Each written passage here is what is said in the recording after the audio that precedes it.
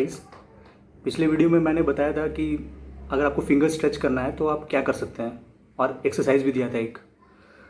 कुछ आज नए टॉपिक्स के साथ आया हूँ मैं, और जिनमें से मैं टॉपिक्स का नाम बताता हूँ। पहला टॉपिक है कि कॉर्ड्स और लीड्स होता क्या है, एंड सेकंड टॉपिक है उनमें डिफरेंस क्या है, लीड्स और कॉर्ड्स में डिफरेंस क्या है।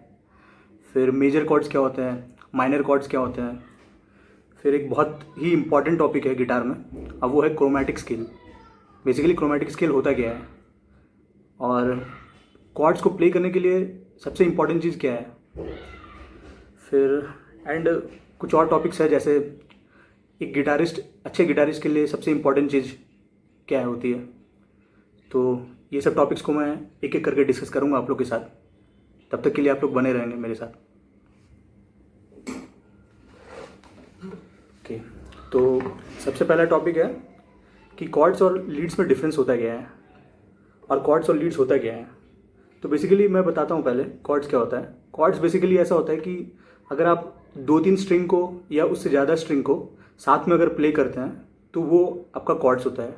जैसे मैं एग्जांपल देता हूँ, जैसे ये एक आप सेकेंड फिंगर को आप 5th स्ट्रिंग में रखेंगे और थर्ड फिंगर को 4th स्ट्रिंग में रखेंगे। तो ये मैं 2 स्ट्रिंग पकड़ा हूँ साथ में, अगर मैं इसको प्ले करूँगा एक साथ,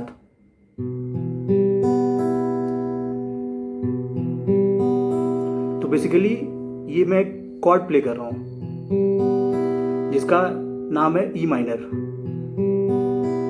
ठीक है, कोई और एग्जांपल देता हूँ। जैसे अगर मैं ए मेजर कॉर्ड बजाना है मुझे, तो मैं क्या करूँगा कि 3 स्ट्रिंग को साथ में प्ले करूँगा।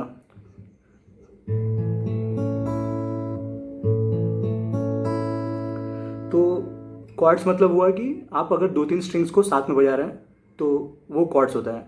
और लीड्स क्या होता है, लीड्स में बेसिकली आप क्या करते हैं कि आप कोई पर्टिकुलर नोट को बजाते हैं या बहुत सारे नोट्स को साथ में बजाते हैं। जैसे मैं एग्जांपल देता हूँ,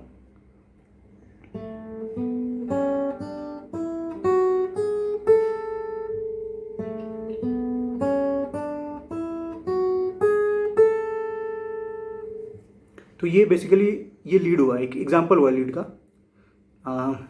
एक और एग्जांपल देता हूँ।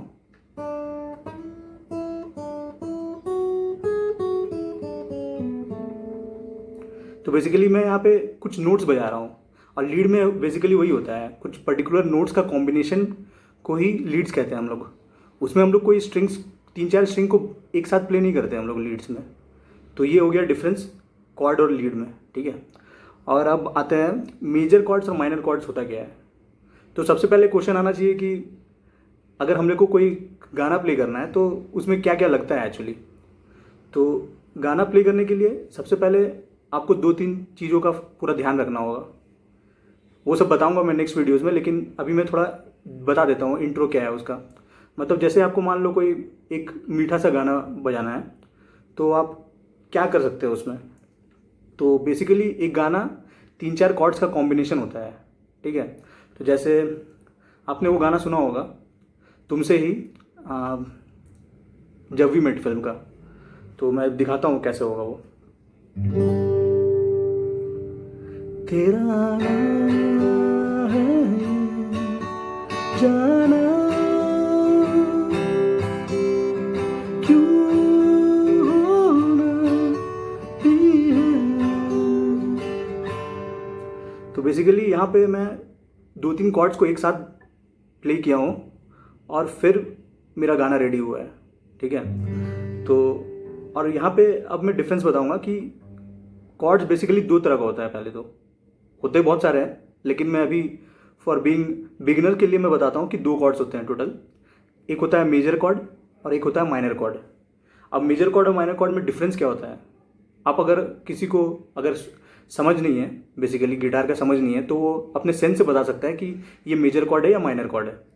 अब मेजर कॉर्ड और माइनर कॉर्ड कैसे पता करें, तो मेजर कॉर्ड्स बेसिकली क्या होता है ना, वो थोड़ा स्वीट होता है सुनने में, आपको थोड़ा उसमें मिठास रहेगा थोड़ा सुनने में। जैसे मैं प्ले करता हूँ कुछ मेजर कॉर्ड्स, आपको समझ में आएगा।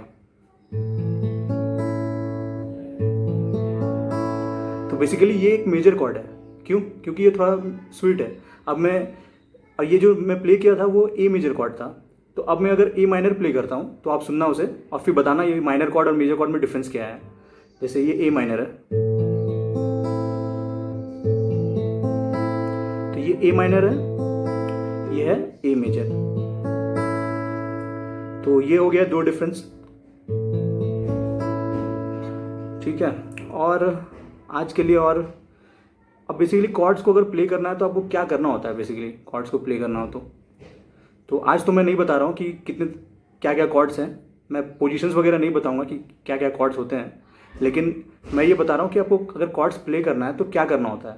तो बेसिकली कॉर्ड्स को प्ले करने के लिए आपको अपने ये राइट हैंड को यूज़ करना होता है। और राइट हैंड को कैसे यूज़ करना है, जो आप कॉर्ड को पकड़ रहे हैं उसके साथ सिंक होना चाहिए।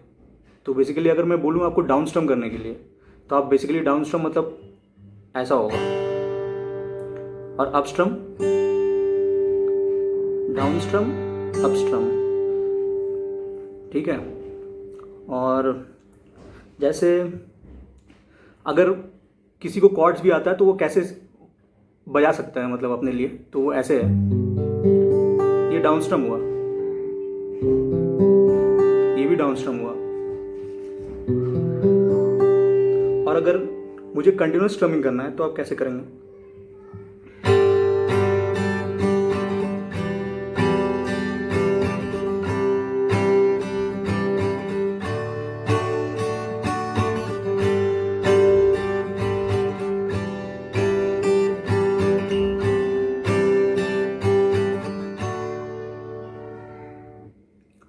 और आज का लास्ट टॉपिक है कि सबसे इम्पॉर्टेंट थिंग क्या है फॉर अ गिटारिस्ट।